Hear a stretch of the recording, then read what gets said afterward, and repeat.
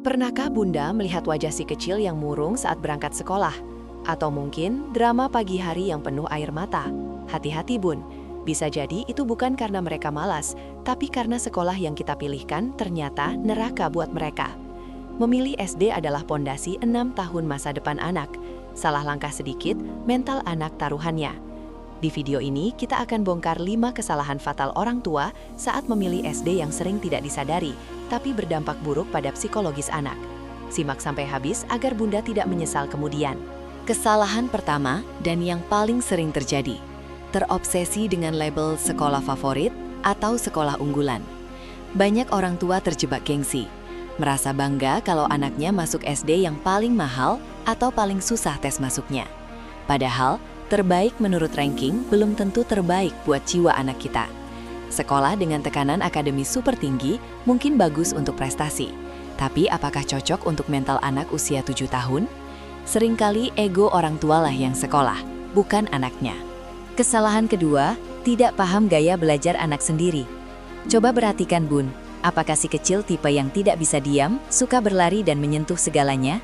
Atau tipe pengamat yang tenang? Memasukkan anak kinestetik yang aktif ke sekolah yang mewajibkan duduk diam 7 jam sehari adalah resep bencana. Anak akan dianggap nakal atau tidak fokus, padahal lingkungannya yang tidak mendukung cara otaknya bekerja.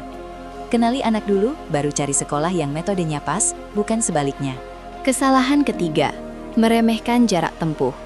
Ah, gak apa-apa jauh dikit, yang penting sekolahnya bagus. Yakin Bun, bayangkan anak harus bangun jam 4 pagi setiap hari, menempuh macet 1 jam pergi dan 1 jam pulang. Total 2 jam hidupnya habis di jalan. Saat sampai sekolah, energinya sudah habis. Pulang sekolah, dia kelelahan dan cranky. Anak SD butuh tidur 9-11 jam.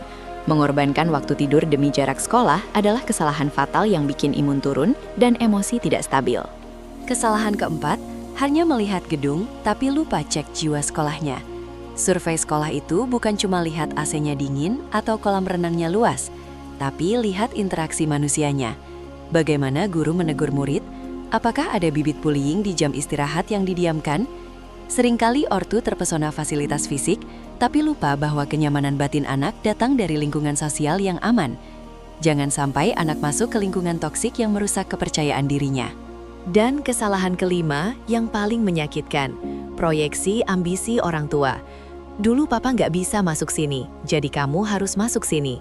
Atau, mama ingin kamu jadi dokter, jadi SD-nya harus yang kurikulum internasional super ketat. Stop Bun, ya.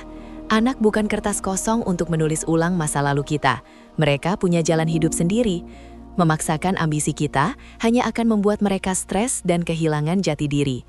Sekolah terbaik adalah sekolah yang memanusiakan anak, bukan yang mencetak robot. Jadi ayah bunda, sebelum mendaftar SD tahun ini, tanyakan pada hati kecil. Kita pilih sekolah ini demi gengsi kita atau demi senyum anak kita? Ingat, anak yang bahagia akan lebih mudah menyerap ilmu.